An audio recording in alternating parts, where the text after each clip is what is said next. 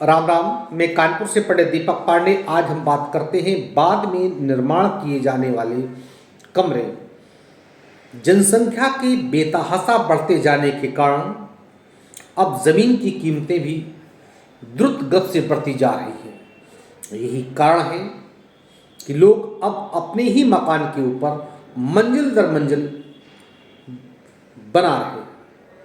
अलग से किए गए भूखंडों पर भी अब बहुमंजिली इमारतें खड़ी की जा रही हैं। जिस मकान के आगे या पिछवाड़े थोड़ी सी भी जगह दिखाई देती है, उस पर एक कमरे का सेट बनवाकर किसी कार्यालय, मकान, दुकान या विद्यार्थी को किराए पर देकर उसके किराए की आमदनी की व्यवस्था कर ली जाती है। ऐसे मकान में यदि कई बार हानि होने की भी संभावना बनी रहती है, चाहे कोई माने अथवा ना माने, पर वास्तुशास्त्र का शुभ या अशुभ प्रभाव प्रकृति की ओर से स्वयं ही होने लगता है। यदि ईशान कोण में कार्य करा लिया जाए तो उस परिवार की प्रगति ही रुक जाती है। अन्य कोणों पर किए जाने वाले निर्माण भी अपना अपना प्रभाव दिखाते हैं।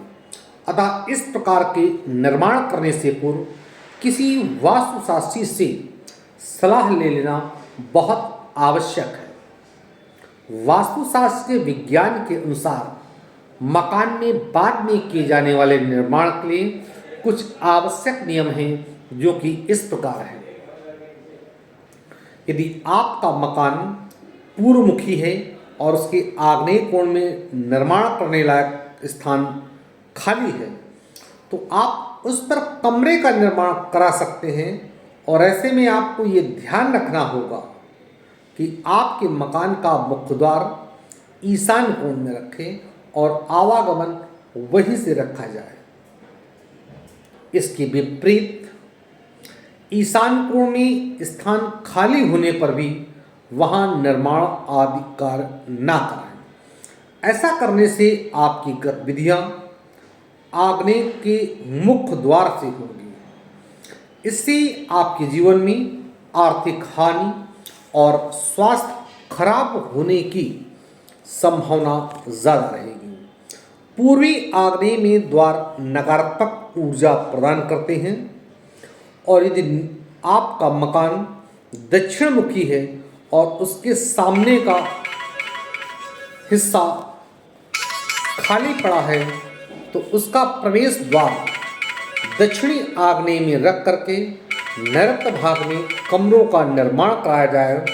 तो इस बात का ध्यान रखें कि नैऋत्य में चाहे पश्चिम हो या दक्षिण, मूल से भी मुख्य द्वार की स्थापना नहीं करनी चाहिए। ये दोनों ही स्थान नकारात्मक ऊर्जा प्रदान करते हैं। आउट हाउस बनवाते समय ये भी ध्यान रखना चाहिए कि उस भवन के निवासियों को वास्तु के दुष्प्रभावों से बचाने के लिए बनाए गए नैऋत्य कोण के निर्माण का फर्श उस भवन के फर्श से निश्चित रूप से ऊंचा होना चाहिए। मुख्य भवन से उसकी दीवार अलग 6 इंच दूरी पर बनाई जाए, जो कि छूती हुई अथवा एक ही दीवार पर नहीं, बल्कि दक्षिण और पश्चिम की दीवारों को प्रयोग में लाया जा सकता है। ऐसे कमरे का द्वार दक्षिण या पश्चिम में ना बनवाकर पूर्वमुखी ईशान में रखा जाना चाहिए। यदि मकान पश्चिम मुखी बना हुआ है और निर्माण पश्चिम की ओर खाली छोड़ते हुए पूर्वी भाग में हुआ है, तो वास्तुशास्त्र के दृष्टिकोण से सही नहीं है।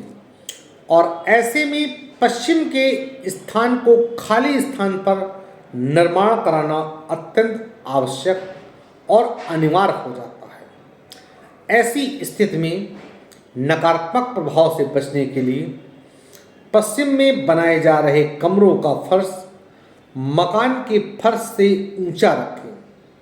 उसके द्वारा दक्षिण की ओर ना बनवाकर पश्चिम वायव्य की ओर बनवाएं।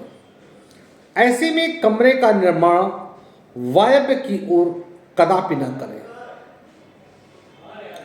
नैऋत्य कोण में ही कमरा बनवाएं। वायव्य कोण में बने कमरे स्वास्थ्य की दृष्टि से तो हानिकारक होते ही हैं, आर्थिक हानि एवं स्वभाव में लड़ाई का भाव भी उत्पन्न करते हैं। इस बात का ध्यान रखें कि कमरा पूर्व और उत्तर की दीवारों से छूता हुआ ना बने।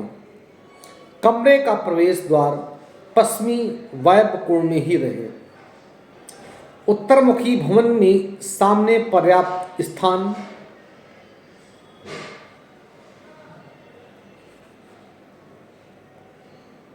और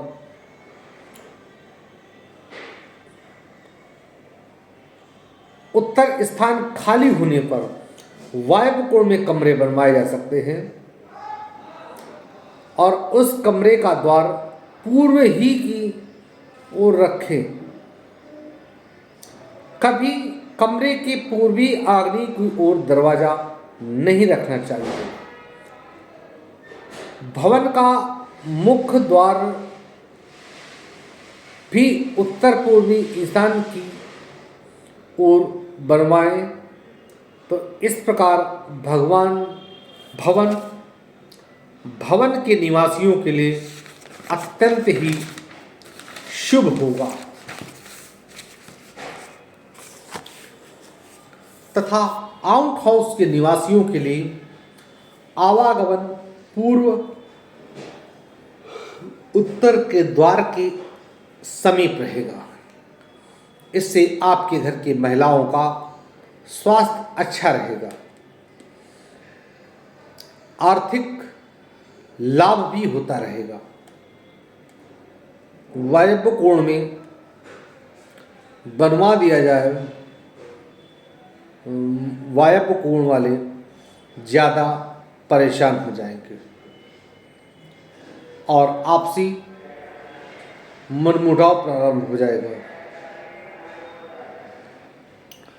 प्रवेश द्वार बनाए गए कमरों